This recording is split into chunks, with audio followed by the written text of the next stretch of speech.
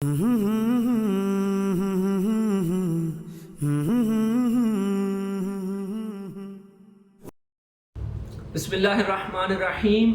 अस्सलामुअलैकुम दोस्तों, SR graphics में खुशामदीद।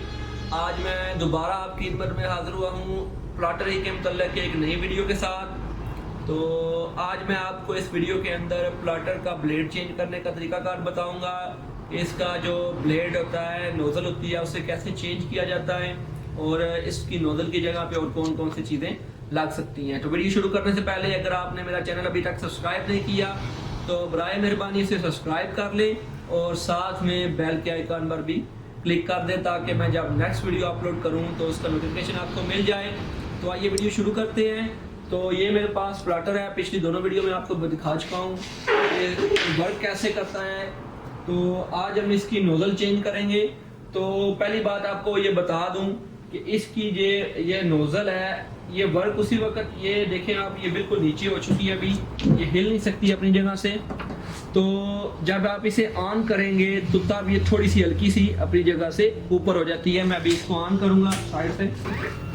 पहले तो ये ज़ीरो पर आ गई है और दूसरे ये अपनी जगह से ऊपर उठ चुकी है, नीचे जो इसकी बेस है उसके साथ ये टच नहीं हुई। तो ये आप देख सकते हैं कि इसकी जब मैंने इसे ऑन किया तो इसकी हल्की सी नोज़ल ऊपर हो गई है। अब इसके नीचे से पेपर आसानी से आ जाएगा। अगर ये आपकी मशीन बंद होगी तो आप जब पेपर इसके नीचे से निकालने की कोशिश करेंगे तो नहीं निकलेगा, क्योंकि ये इसके साथ नीचे इसकी जो बेस है उसके साथ ये टच होता है, जिसकी वजह से पेपर आगे नहीं आ सकता। जब आप इसे ऑन करते हैं तो ये हल्की सी ऊपर हो जाती है। अभी देखेंगे कि जब मैं इसे ऑफ़ करूँगा तो इसका हल्का सा नीचे हो जाए। ये आप महसूस करते हैं कि जब मैंने इसे ऑफ़ किया है तो इसकी जो नोज़ल है हल्की सी नीचे हो गई है। जब मैं इसे ऑन करूँगा तो इसकी नोज़ल ऊपर हो जाएगी। अब इसकी जो मेन चीज़ है कि इसका ब्लेड कैसे चेंज करते हैं, जिस पर मैं वीडियो बना रहा हूँ। तो हल्का सा इसे आपने खोलना है, लूज़ करना है थोड़ा सा। इसका जो ये नट है इसे आपने लूज़ करेंगे तो उसके बाद इसे आप ऊपर की तरफ खींचेंगे तो ये इससे बाहर आ जाएगा। ये इसकी मेन नोज़ल है, इसके अंदर ब्लेड होता है इसका। तो ब्लेड चेंज करने का तरीकाकार ये है कि हर एक जो प्लॉटर है, ये याद रखें, उसके जो नोज़ल का तरीकाकार होगा ब्लेड का वो अलग अलग होगा। क्रिएशन का अलग होगा, रेड सेल का अलग होगा। तो रेड सेल का मैं आपको बता रहा हूँ कि इसका जो ब्लेड है, नोज़ल है, उसमें से ब्लेड कैसे चेंज करते हैं। तो ये जो उसके ऊपर जो कैप बनी हुई है इसे आपने खोलना है, थोड़ा सा ज़ोर लगेगा तो इसे आपने ओपन करना है। ओपन करेंगे तो जैसे ही आप ओपन करेंगे ना, इसके नीचे से एक नीचे ब्लेड निकलेगा।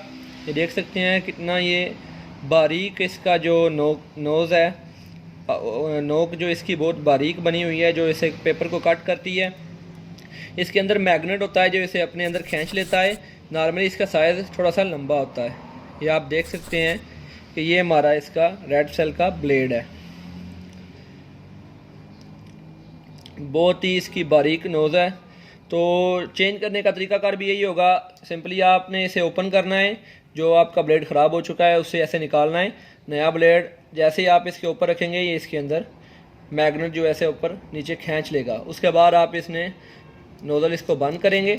अब ये आपने ध्यान रखना है कि जब आपका ब्लेड न्यू होगा तो बिल्कुल आपने इसके अंदर से हल्का सा बाहर निकालना है। जैसे आप इसे टाइट करेंगे तो ये देख सकते हैं, अगर आपको नज़र आ रहा है कि बिल्कुल हल्का सा ब्लेड इसके अंदर से बाहर आया है। जितना आप थोड़ा ब्लेड इसके बाहर निकालेंगे उतनी इसकी लाइफ ज़्यादा होगी, लॉन्ग लाइफ आपका ब्लेड चलेगा। तो ये बिल्कुल हल्की सी आपने उसके नीचे से नज़र आना चाहिए, बिल्कुल हल्का सा आपने बाहर निकालना है। ये अभी भी ज़्यादा है। बस आपने किसी चीज़ को उसके बाद छेड़ना नहीं है और दोबारा इसके अंदर इसे लगा कर तो इसे टाइट कर देना है। अच्छी तरह से टाइट हो जाने के बाद आपने चेक करना है कि आपकी जो कटिंग है वो ठीक तरीके से हो रही है, आया ब्लेड वर्क कर रहा है कि नहीं कर रहा। उसके लिए मैं अब आपको बताऊंगा, इसके अंदर एक पेपर का पीस रख के बताऊंगा।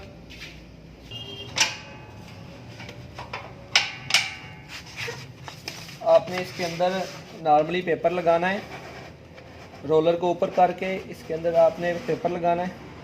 पेपर लगाने के बाद आपने कूलर बंद करने हैं और अब यहाँ से स्टार्ट होगा कि हम देखते हैं कि कौन सी चीज़ से हमने इसका जो ब्लेड है वो चेक करना है कि वर्क कर रहा है कि नहीं कर रहा। पहले आपने इसे ऑनलाइन से ख़त्म करना है। जैसे ही आपकी रेड लाइट ऑन हो जाए तो आपने इसका ज़ीरो बनाना है, कहाँ पे चेक करना है। ओके करने के बाद आपने टेस्ट पे क्लिक करेंगे। जैसे टेस्ट पे क्लिक करेंगे तो मशीन हल्का सा वर्क करेगी। ये देखें, ये आप देख सकते हैं इसने वर्क किया है एक जगह पर मैंने। अब आपने इसका चेक करना है। ये देखें, इसने नीचे से जो इसका पेपर था उसे भी कट कर दिया है, यानी कि इसकी जो ब्लेड की फोर्स है वो बहुत ज़्यादा है। ये नीचे वाला पेपर भी कट कर रहा है, ये आप देख सकते हैं एक बार में इसने नीचे से भी कट कर दिया है। हल्का सा आपने दोबारा वहीं पे आना है, इसका जो प्रेशर है उसे कम करना है। यहाँ पे 60 पे है, हम इसे ऑनलाइन करने के बाद 50 पे करेंगे और दोबारा टेस्ट करेंगे कि अब इसका क्या रिज़ल्ट है। टेस्ट, आप इसे चेक करेंगे। अभी भी ये नीचे से जो पेपर है, ये आप देख सकते हैं कि नीचे वाला पेपर भी उसने कट कर दिया है, वो साथ ही शीट के साथ ही आ रहा है।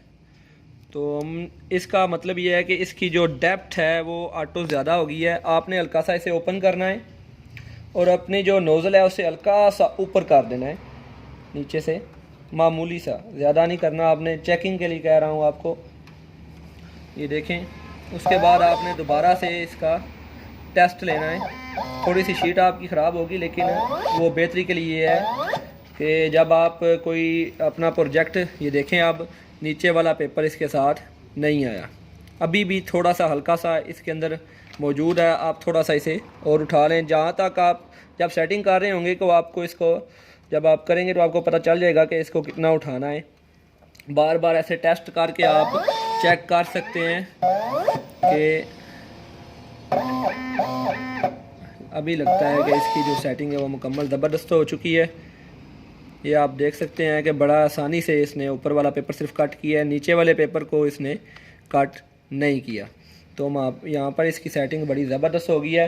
तो मेन मकसद ये इसका ये था कि आपने जब नोज़ल लगाना है, दोबारा ब्लेड लगाना है, तो उसकी सेटिंग कैसे करनी है वो मैंने आपको बता दिया कि पहले आपने ब्लेड बिल्कुल हल्का सा बाहर निकालना है नोज़ल उसमें ऐड में इसके लगाने के बाद आपने यहाँ से टेस्ट करके चेक कर लेना है कि इसका ब्लेड जो है वो सही वर्क कर रहा है, ज़्यादा डेप्थ तो नहीं काट रहा, क्योंकि इसका जो प्रेशर है 50 वो सबसे नीचे वाला है। इससे कम इसका जो प्रेशर है वो नहीं होगा। ये आप देख सकते हैं अभी इसका जो प्रेशर है वो 50 पर है।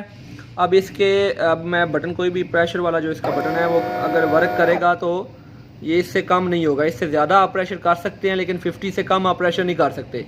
अब 50 पर प्रेशर होते हुए भी अगर आपका जो ब्लेड है वो नीचे से, ये देख सकते हैं पहले मैंने जब कट किया था वो इसने नीचे से शीट को ख़राब कर दिया था और साथ ही उसके स्टिकर के साथ ही आ गई थी।